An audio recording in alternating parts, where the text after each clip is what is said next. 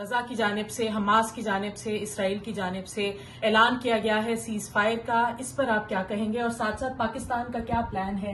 کیا مزید کوئی امداد پاکستان کی جانب سے بھیجی جائے گی؟ کیا پلان کیا جا رہا ہے؟ پاکستان اس کو ویلکم کرتا ہے، بڑی خوشائند خبر ہے یہ جو سیز فائر ہوئی ہے، کیونکہ وہاں آپ کو بھی پتہ ہے کہ 50,000 کے قریب لوگ شہید ہو چکے ہیں، 1 لاکھ سے زیادہ انجرڈ ہیں۔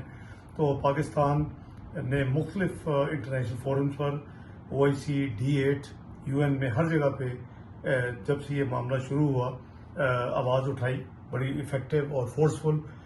وزیر اعظم نے UN میں بھی جو جنرل اسمبلی کا اجلاس ہوا سپٹمبر میں، اس کے بعد میں نے D8 میں اور دوسرے فورمز پہ، تو ہم اس کو الحمدللہ اس کو ویلکم کرتے ہیں، اس ڈیولپمنٹ کو۔ اس میں ہمارے ممالک دوست جو ہیں، قطر نے، سعودی عربیہ نے، یونائٹڈ اسٹیٹس آف امریکہ نے، ایجپٹ نے اور دوسرے انٹرنیشنل جو پارٹنرز ہیں، انہوں نے بڑا اچھا رول پلے کیا۔ اور دیر آمد درست آمد، لیکن شکر ہے کہ یہ جو بربریت ہو رہی تھی مسلمانوں کے اوپر اور جو ہیومینٹی کی سفرنگ تھی، اس کا اختتام ہوا۔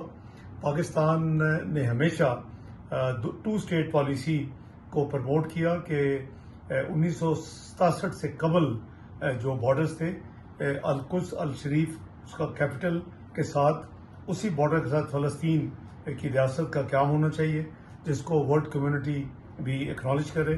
تو ہمارا جو قومی موقف ہے، ہم پاکستان اس پہ قائم ہیں۔ ساتھ یہ بتائیے گا کہ مزید جو امداد ہے وہ کیا پلان کیا جا رہا ہے؟ کیونکہ آلریڈی اراؤنڈ 200 اسٹوڈنٹس میڈیکل کے تو یہاں پہ پڑھ رہے ہیں، اس کے علاوہ کیا پلان ہے؟ جی، میں اس بارے میں یہ ہے جی کہ ہم نے اب تک قریباً 18 کنسائنمنٹ جو ہیں پاکستان نے پچھلے 1 سال پلس میں ہیومینیٹیرین اسسٹنس کے لیے قریباً جو ہے اس میں 10 جو ہیں وہ غزہ میں، 4 لیبنان میں جب وہاں پرابلم تھی، اور 4 سیریا میں بھیجی۔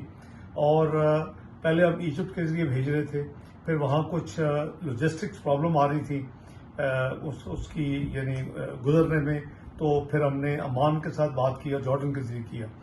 ہم سمجھتے ہیں کہ انٹرنیشنل کمیونٹی کو جو وہاں تباہی ہوئی ہے، جو وہاں ریکنسٹرکشن کی ضرورت ہے، ڈیولپمنٹ کی ضرورت ہے، اس حوالے سے ان کو مل کے پوری یعنی برادری کو دنیا کی مل کے ان کی مدد کرنی چاہیے۔